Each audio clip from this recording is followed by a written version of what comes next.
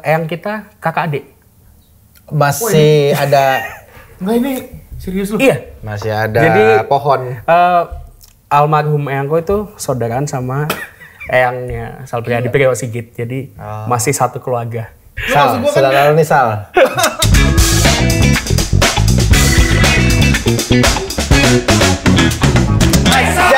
Wicaksana.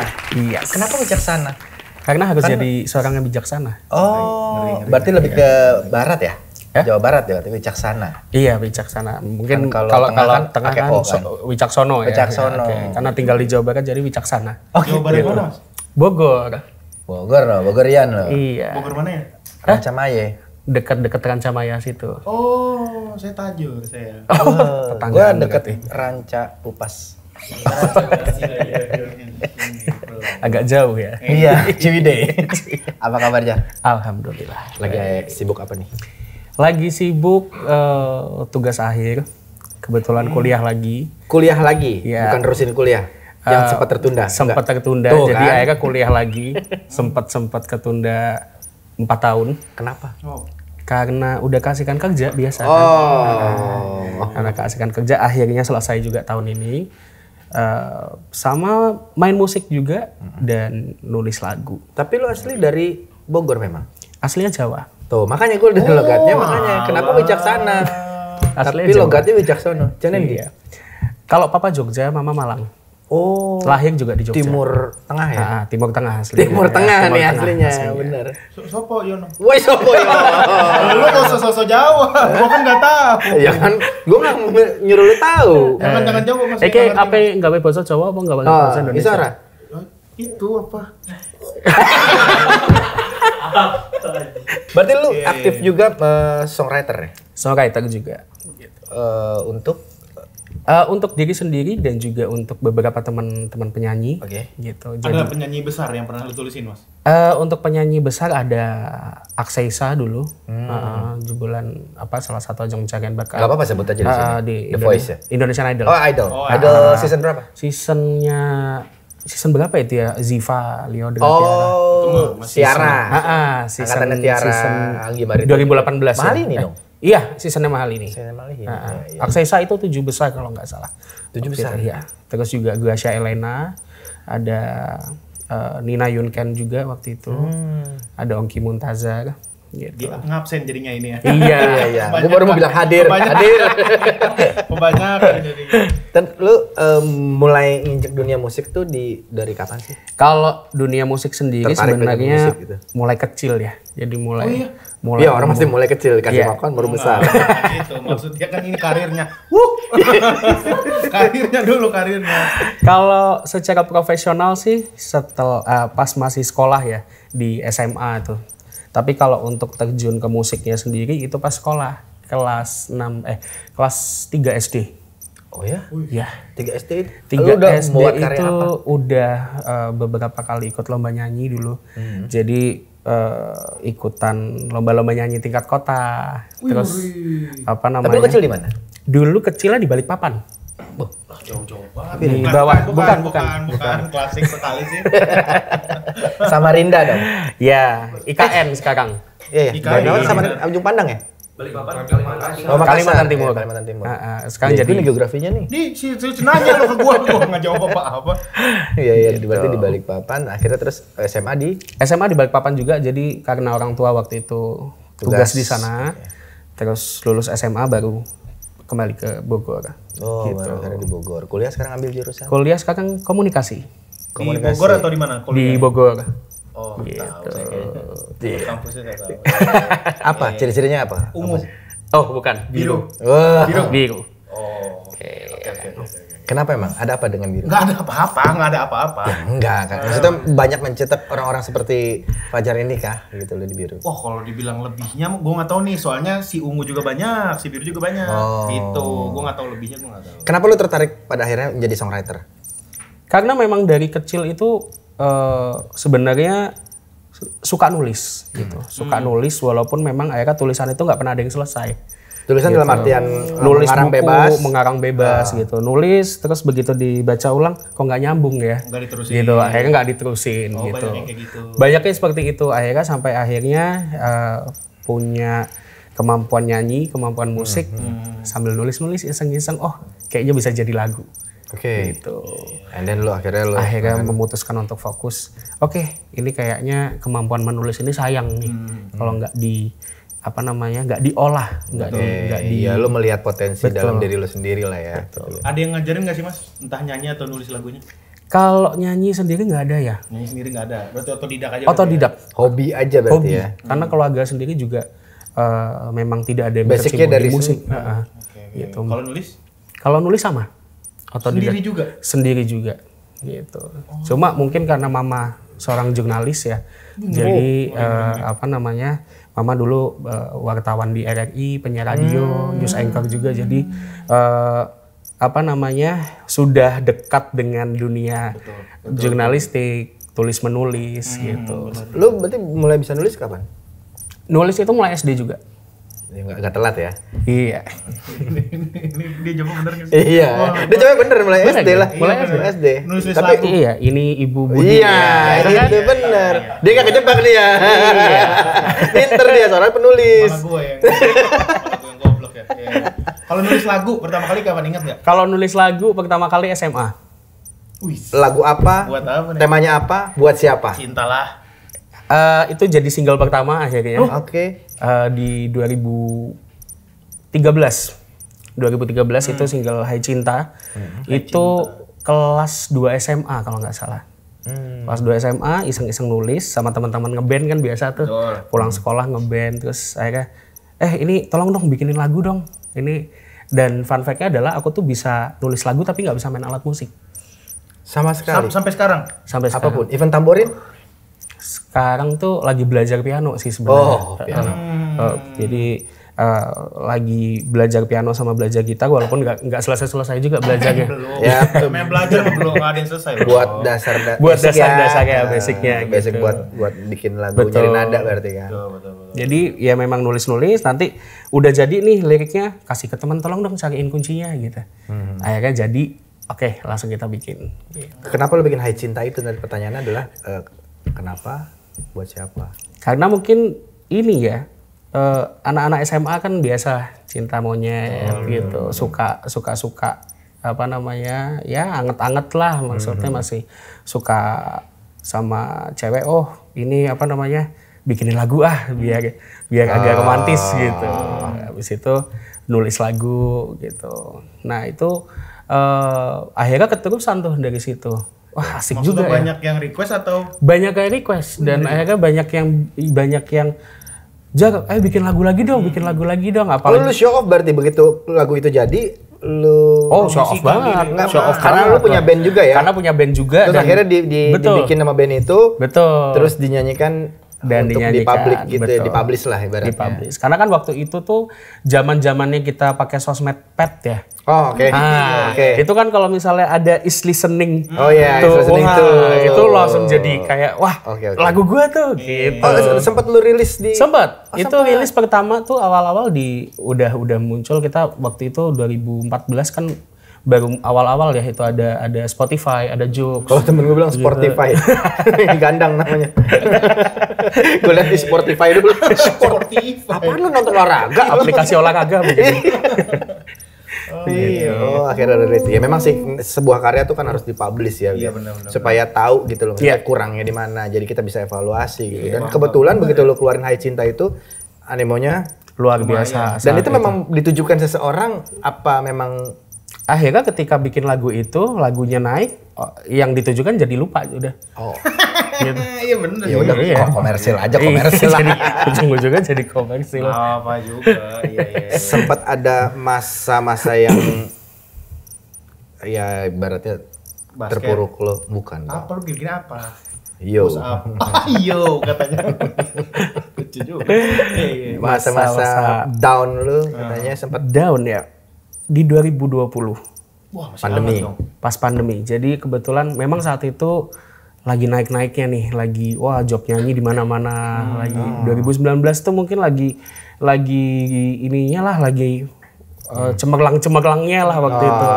Nyanyi bisa beberapa kali sebulan di luar kota berkali-kali. Terus 2020 jreng pandemi. Mulai pandemi bulan Maret sekitar masih inget tanggal 20 Maret lah. Kok tiba-tiba badan nggak enak gitu. Wah, COVID nih kayaknya gitu. Tapi kok beda nih. Kok aneh, lebih aneh dari COVID nih. Tiba-tiba kayak ngerasa ada benjolan di belakang leher gitu, terus kayak aduh kenapa ya ini ya gitu, kok makin lama makin gak enak, terus kayak mimisan, terus kok makin hari makin pendengaran sebelah sini berkurang gitu, pendengaran berkurang,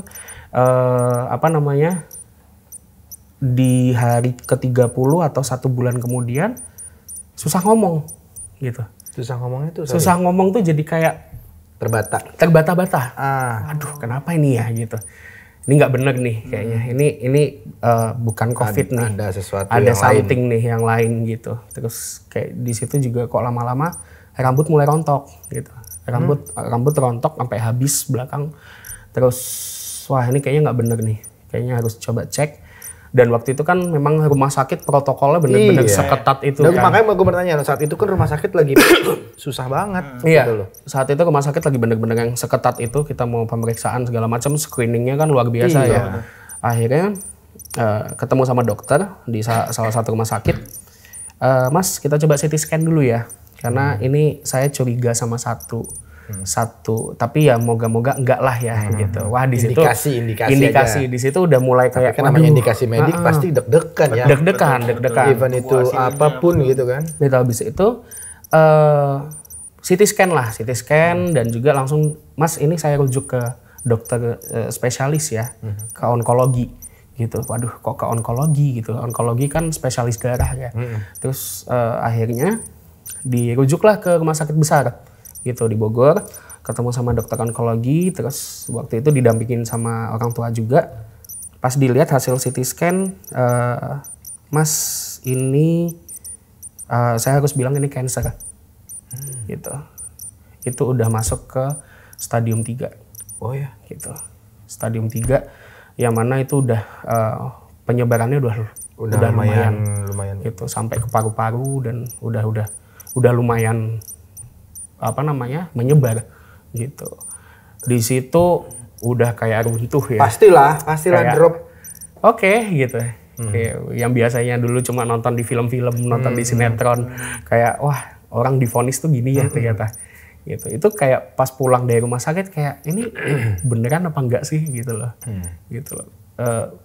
Masih di usia waktu itu 24 tahun, tiba-tiba harus menghadapi kenyataan, dapat diagnosa seperti itu. Diagnosa seperti itu. Itu waktu itu udah benar-benar oke dok, nggak apa-apa, apapun lah caranya, operasi, mau kemo apapun. Iya, akhirnya lu menjadi survivor kan. Yes. Ibaratnya kasarnya lebih survivor awal gitu. Survivor awal. Apa yang maksudnya lu jalani semua proses? Semua proses mulai dari PA, patologi anatomi, terus kemo, operasi, radiasi dan lain-lain gitu.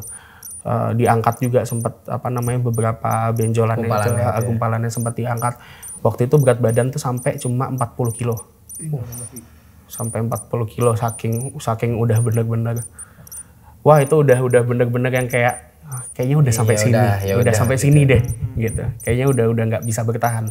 Karena waktu itu jalan pun nggak bisa gitu. Jalan nggak bisa, harus digandeng, harus bangun dari tempat tidur, terus ngomong terbata-bata. Ngomong udah nggak bisa, terus pendengaran juga dua-duanya udah nggak berfungsi. Kadang orang kan mungkin ketika dapat diagnosa akhirnya kan jadi kepikiran dan membuat itu jadi drop gitu kan. Betul. Itu. Sampai akhirnya turnover. Turnovernya adalah ngelihat waktu itu kan benar-benar udah nggak bisa ngapa-ngapain ya. Dan segala prosedur udah dijalanin. Segala prosedur udah dijalanin. Semua apa kata dokter, bahkan tuh teman-teman keluarga itu ngirimin obat-obat herbal, segala macem dikirimin, daun kelor, sarang semut, semuanya tuh pada ngirimin obat-obatan herbal yang mana ini loh ikhtiar supaya bisa sembuh gitu. Ikhtiar supaya bisa sembuh. Dan juga akhirnya ada satu temen yang bilang, Jar udah nikmatin aja. Cuma kita nggak pernah tahu Tuhan itu kasih kita kesempatan itu sampai kapan. Itu nggak pernah ada yang bisa ngevonis. Jadi selama itu bukan Tuhan yang ngomong, nggak usah didengerin. Lu happy aja gitu. Dan itu yang akhirnya gue pilih untuk bertahan. Akhirnya dari situ sedih-sedihnya, dropnya, terus mungkin bisa dibilang terpuruknya itu beberapa bulan aja, tapi ya habis itu ya senang-senang aja. Iya, mencoba se-have-fun mungkin mencoba buat mencoba buat bangkit lagi gitu. Karena memang ya udah, kalau mau disesalin terus, mau disedihin terus, nggak akan ada habisnya. Nggak bikin lu sembuh lah saat itu juga. Nggak akan bikin sembuh juga. Ya, gitu. Akhirnya setelah epic comeback lah. Benar. Epic comeback, lu bikin sebuah karya tentang itu nggak? Bikin karya itu nulis satu lagu yang kemarin 2022 rilis, yang dibawain sama Gracia Elena sama Aksesa. Judulnya Bahagia Baru. Gitu. Judulnya Bahagia Baru, which means di lagu ini tuh pengen istilahnya pengen merefleksikan dan juga pengen menuliskan bahwa kita dulu pernah jatuh kok. Gitu. Semua orang pernah jatuh, siapapun pernah jatuh, tapi jangan sampai kita nggak bahagia setelah itu. Betul. Makanya kita selalu ada musim yang baru, selalu ada waktu yang baru. Ketika kita habis jatuh, ya pastinya nggak pernah ada badai yang nggak pernah selesai. Betul. Pasti akan ada waktunya selesai. Nah, makanya menulislah waktu itu barengan sama Gracia juga dan Iqbal namanya untuk nulis lagu judulnya Bahagia Baru. Gitu. Bahagia Baru. New era. Oh, iya. Ngeri. Berarti lu udah banyak banget ya kolaborasi? Alhamdulillah sampai saat ini ada beberapa kolaborasi. Lebih banyak kolaborasi atau lebih banyak lo nulisin lagu buat orang? Lebih banyak nulis lagu buat orang sih kayaknya. Berarti ya. Itu banyak banget berarti. Lebih banyak nulis lagu buat orang. Kalau untuk yang dibawain sendiri sih, kalau sampai saat ini ada tiga single gitu. Yang single terakhir juga baru rilis bulan lalu, bulan April kemarin, itu kolaborasi juga. Gitu. Udah pernah collab sama siapa aja, Mas? Collab kebetulan, kalau collab baru kemarin ya. Kalau di collab di lagu sendiri itu sama Maudi Madina namanya. Ada dia pianis dan juga penyanyi gitu. Tapi kalau untuk collab dengan musisi-musisi di keproduksiannya itu juga udah banyak juga gitu. Kayak dulu sama Barsena. Barsena sama Net ya atau Barsena Bestani sama banyak anak ajang kompetisi ya di circle lo ya. Bener. Kayaknya gara-gara satu temennya bener, karena di ajang kompetisi itu nanti akhirnya kita bakal ada koneksi. Si A kenal ini, si B kenal ini gitu. Berarti lo lebih touch circle-nya lebih ke penyanyinya ya? Penyanyi ya gitu. Terakhir juga bikin lagu yang Bahagia Baru itu kolaborasi sama almarhumah Shena Malsiana. Ya, gitu. Si lucu. Kaget juga gua tuh Shena. Rencana ke depan pengen collab sama siapa, Mas? Banyak sih ya. Pengen ada nggak yang di kepala tuh pengen kayaknya gue cocok nih, gue harus ketemu sama dia nih. Gitu. Iya, nih Andika kangen band nih. Raisa Hetapi. Bukan dong, Raisa doang ya? Ada dua nama sebenarnya di kepala. Pengen banget duet atau misalnya punya kolaborasi sama dua penyanyi ini. Ini udah senior sih sebenarnya penyanyi ini. Itu siapa dan kenapa? Tante Dewi Yul. Oke. Gue mau Raisa Hetapi kan tuh. Sama Eyang Waljina. Nggak expect sih gue. Kenapa? Alasan apa? Kalau Tante Dewi Yul mungkin karena memang dari kecil udah mendengar lagu. Udah diasupi. Siapa yang kenalin yang suka muterin siapa? Nyokap lah pasti. Eyang. Eyang. Gitu. Karena memang di keluargaku itu nggak bukan keluarga musisi tapi keluarga yang suka musik. Gitu. Keluarga yang pendengar musik gitu. Jadi mulai kalau dulu Mbak Kakung, Mbak Uti itu memang dulu ngeband pas mudanya. Gitu. Angkatan Tillman Brothers jangan-jangan. Iya, angkatan pokoknya Darah Jelita. Iya, gitu. angkatan 70-an gitu. Bukan dong, Baskop. Sempat ngeband, terus juga di lingkungan keluarga besar itu juga ada musisi gitu. Jadi memang sudah nggak polos-polos banget lah ya. Nggak polos-polos banget. Nggak polos-polos banget. Gitu. Cuma untuk kayak benar-benar terjun langsung ke musik tuh baru aku aja gitu. Tapi lu pernah selain lu bersirkel dengan anak-anak pencari bakat itu, lu pernah ikut? Pernah. Sampai mungkin ajang apa? Dulu mulai dari kecil ya, Idola Cilik ikut. Iya. Terus Indonesian Idol ikut. 2014 Indonesian Idol waktu itu sampai eliminasi 1 seasonnya Noella. 2014 The Next Boy Girl Band di Global TV waktu itu ya. Terus The Voice juga. Jadi emang udah Hunter juga berarti. Hunter juga dulu. Mungkin Satpam RCTI juga udah bosen kali ngeliat. Iya. Ini lagi. Berarti udah banyak juga doi ngikutin ya. Banyak. Ngeri. Ya itu kan ajang buat buat lu show off, buat lu ngetes mental. Lebih ngelatih semuanya itu. Buat ngetes mental. Yang paling sulit ajang pencarian bakat yang mana, Mas? Idol sih. Idol. Gila ya, gila orang-orangnya. Itu dulu pas kedapatan juri yang empat-empatnya sangar semua kan, sama Dani, Anang, Titi DJ, Tantri. Pas angkatan masih itu. era itu ya. Yang era itu benar-benar yang nggak ada hahaha waktu itu, benar-benar belum gimmick. Iya. Yes, no gitu. Untungnya bertahan sampai eliminasi 1 waktu itu. Oke lah, lumayan gitu.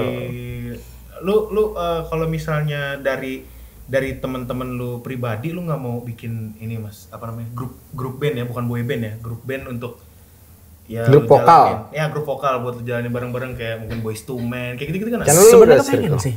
Pengen gitu. Cuma memang waktunya nih. Kadang kepentok sama mereka punya jadwal. Guanya juga ada jadwal. Untuk nyatuin waktunya itu tuh kayak susahnya ampun gitu. Tapi pernah nggak lo bikin materi-materi gimmikan kayak, gue pernah lihat tuh di sosial media, grup komplek, suaranya bagus semua. Iya. Jadi sambung lagu. Sambung lagu. Yang lewat VN. Lewat VN. Oke. Gitu. Lo pernah kepikiran gitu nggak sih bikin gitu? Sebenarnya pengen sih. Pengen bikin gitu. Mengingat saya kalau aku sedikit itu kan ya penyanyi semua ya. Gitu. Dan kan nggak terpaut waktu tuh ya. Terpaut waktu. Iya. Gitu. Bahkan kadang kita misalnya hangout ke salah satu tempat gitu, terus ada live musiknya, itu satu meja gantian aja nyanyi ya. Enak banget itu yang datang ke situ. Di libur. Terus menurut lu untuk saat ini strategi lu untuk memasarkan karya lu? Kalau untuk strategi memasarkan karya sih sebenarnya alhamdulillah sekarang kita udah gampang banget ya. Karena kita hidup di zaman digitalisasi. Itunya gampang, tapi persaingannya ketat sekali gitu. Nah, lu punya strategi khusus sendiri nggak? Ginikan sendiri. Strategi khusus sih mungkin yang pertama ketika rilis ngasih tahu ke teman-teman ya. Oke, ini lagu gue nih. Karena memang yang sumber untuk menyebarkan pertama kali, distributornya pertama kali kan teman-teman kita sendiri. Pasti. Gitu. Teman-teman kita sendiri, circle kita sendiri. Yang kedua adalah ya kita minta bantuan sama publisher gitu. Cuma aku punya prinsip sih, dan ini prinsip yang selalu aku pakai ketika aku bikin lagu, ketika memproduksi lagu dan juga nulis lagu buat teman-teman. Aku selalu bilang kalau aku akan menulis lagu ini tapi tidak menjamin lagu ini akan gimana-gimana. Karena setiap musik itu pasti punya momennya sendiri. Betul. Ketika kita punya jackpotnya sendiri. Punya waktunya sendiri. Ketika kita berorientasi, lagu ini harus meledak, dan itu nggak akan meledak-meledak. Karena pikiran kita, ini lagu harus meledak nih. Gitu. Nggak bisa terlalu ambisi. Nggak bisa terlalu ambisi. Jangan terlalu ambi gitu kan. Jadi let it flow, terus benar-benar ya udah tulus aja. Gitu. Aku selalu seperti itu sih. Oke, kalau misalnya memang lagu ini bagus, berkualitas dan memang bisa dicintai oleh pendengar, pasti akan punya momennya sendiri.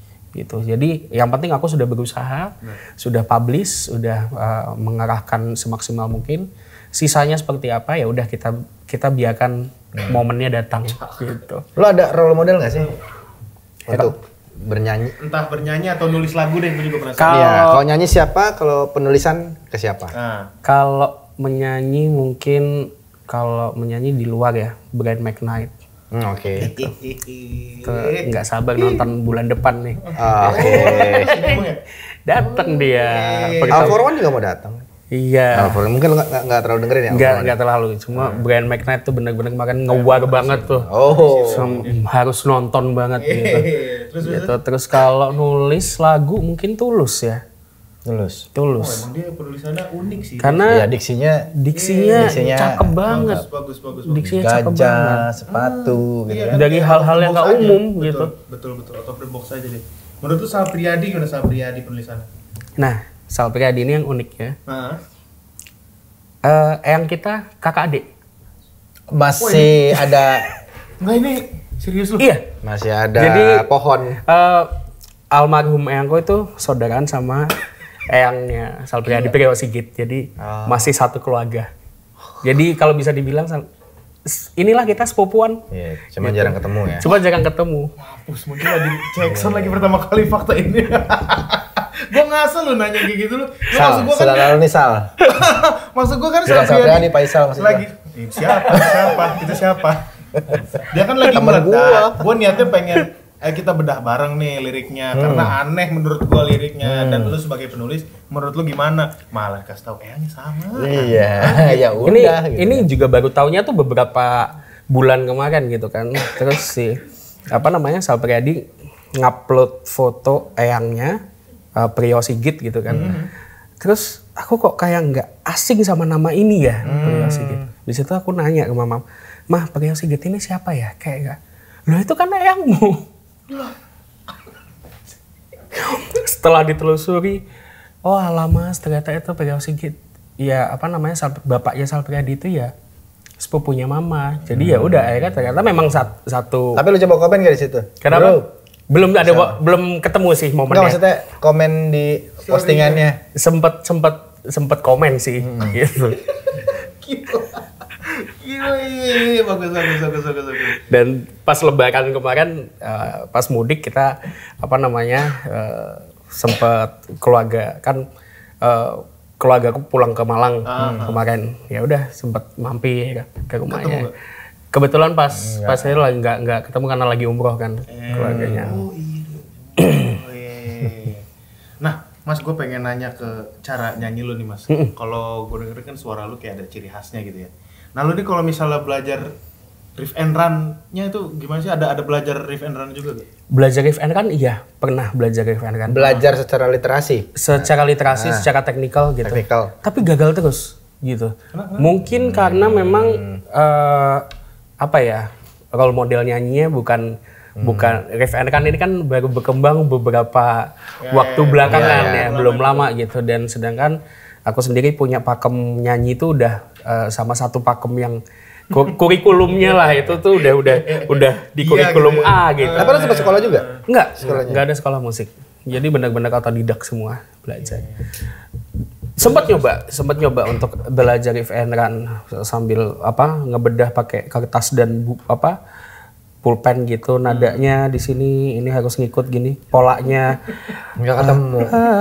Kok fals ya, akhirnya capek sendiri gitu. Tapi ya udahlah, stay in the karakter aja udah gitu. Itu susah kayak gitu ya, mendingan otodidak sendiri aja udah. Ya kalau sekarang kan eranya ya bisa dibilang penyanyi ya banyak, penulis lagu ya banyak. Bagaimana lo menjaga eksistensi lo di nyanyi dan nulis itu, bro? Menjaga eksistensi sih intinya tetap stay connection dengan teman-teman musisi. Tetap menjaga hubungan baik. Karena hubungan baik itu benar-benar yang selalu aku jaga sampai detik ini. Karena kita sebagai musisi ini kan lingkupnya kecil ya. Musisi ini lingkupnya kecil. Menjaga etika juga gitu. Attitude itu benar-benar karena ketemunya dia lagi karena buat aku seorang musisi itu bakal mati itu bukan karena karyanya jelek, karena etikanya. Gitu. Karena dia sendiri gitu. Bukan karena karyanya yang jelek, bukan karena dia nggak bagus nulis lagu, bukan karena dia nggak bagus suaranya atau gimana, dia bisa mati karena etikanya sendiri Itu yang paling penting. Nah, Kenapa lo ketawa? Karena nggak ada karya yang jelek, tapi omongan dia tuh pas banget. Gue pikir lo langsung begitu ngomong etika attitude lo mau ingat sesuatu Ingat, gitu. cuman kan nggak mau gue bahas. Nggak mau gue bahas. Itu aja. Lu tinggal vokalisnya doang kan? Astaga. Iya, krunya aja udah pergi. Iya bener ya Allah. Tantangan terbesar lo di era sekarang nih? Nah kita kan tadi bahas-bahas digital tuh. Era sekarang mungkin semakin hari kan tiap hari ada ribuan rilisan ya. Parah. Ribuan rilisan dengan mudahnya akses orang untuk bikin lagu, untuk distribut lagu ke DSP dan lain-lain itu udah yang semakin mudah. Jadi kita tuh harus menemukan sesuatu yang identitas kita ini loh. Itu yang sangat susah gitu. Lu selalu ngasih signature nggak sih Mas ke ituan lu, ke lagu-lagu lu? Ada, pasti signature untuk di laguku tuh ada gitu, dan juga karakternya tuh selalu ada. Cuma aku sendiri juga bingung tuh kalau menjabarkan dan juga karakter aku seperti ini loh, itu tuh. Dari orang deh, ada yang itu nggak? Ada yang pernah ngomong nggak? Dari orang banyak. Ini paling Fajar. sering. Ini Fajar banget nih musiknya. Ini lagunya Fajar banget nih. Berarti kalau dari musik dari instrumen yang Dari buat instrumennya. Tapi lo ada punya nama panggung nggak sih? Nama panggung Fajar Wicaksana. Langsung, ya memang Fajar benar Fajar Wicaksana. Fajar Maksudnya lo nggak mau bikin suatu jargon gitu kan? Enggak sih. Tetap Fajar tetap itu Wicaksana. aja. Fajar Happy Boy. Sad boy. Sad boy enggak ada. Makanya gue bilang Happy Boy. Sad boy. Atau Fajar Mehu gitu kan. Itu orang sini dia nggak Ada kenal. ya? Dia nggak kenal. Kan tadi kenalan kan? Tadi kenalan di sini kan nama martabak. Iya benar juga. Terus ada yang mau lu rilis nggak di tahun ini? Sesuatu. Tahun ini sih rencananya pengen rilis satu lagu lagi. Ini lagu recycle sih. Lagu recycle. Berarti lu remaster ya? Ya, remaster dari salah satu penulis lagu legend Siapa? Om Aji Sutama. Saudaranya.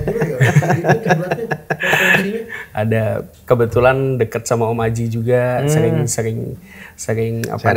sharing sama Om Aji juga, karena Om Aji sendiri kan karyanya luar biasa ya, hip hip hura, Iya. terus Aku Cinta Dia dan lain-lain, dan karya udah mulai dari zamannya Chrisye, Legend lah semua, gitu. Dan gitu. pengennya tahun ini rilis satu lagu Bareng mengaransemen lagu lamanya Om Aji yang gitu. judul apa? Cinta. Kan pas dari cinta-cintaan ya. Itu kan rilis. Ya. Kalau misalnya tour atau event segala macam ada nggak tahun ini? Insya Allah akhir tahun sih. Akhir tahun. Lagi merencanakan untuk bikin tour, tapi mungkin di Jawa dulu lah gitu. Tapi seluruh gitu. Jawa tuh. Seluruh Jawa gitu. Intimnya seluruh Jawa mantap juga. pengen. Lo masuk label atau DIY?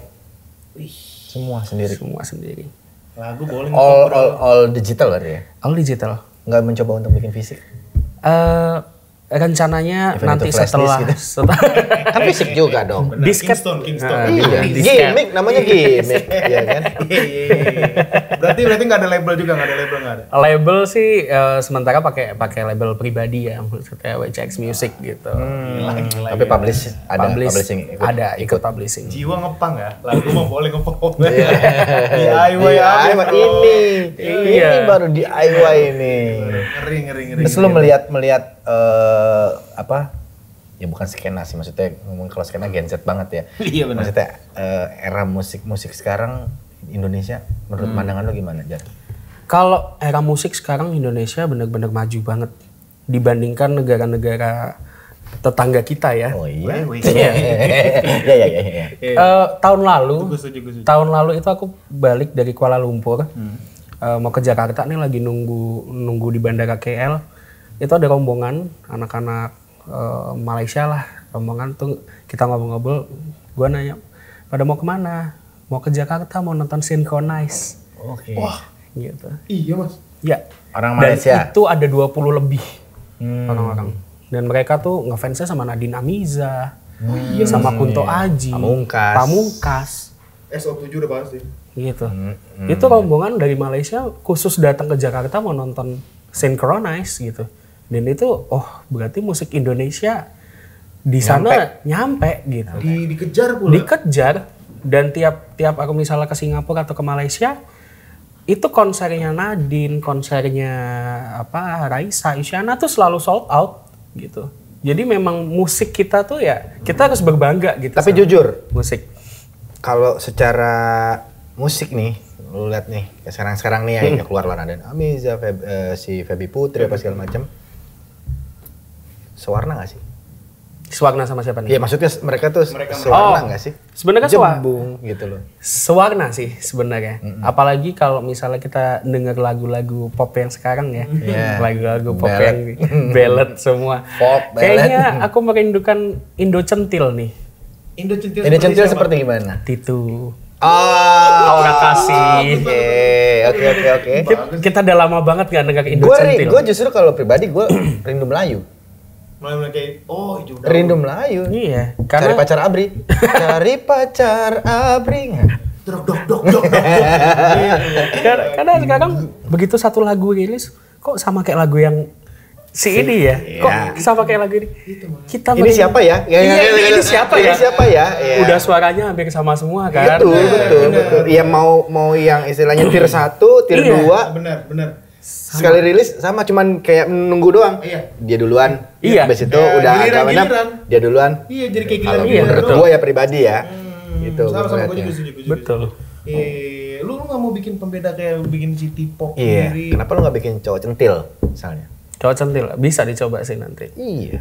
Lirik-lirik. Ya mungkin kayak karena kita pengen bring back to 2008-2007 lah. Iya, bring back to era inbox gitu. Iya. Rilisan Iqbal sekarang tuh yang kata satu video YouTube 3 lagu tuh.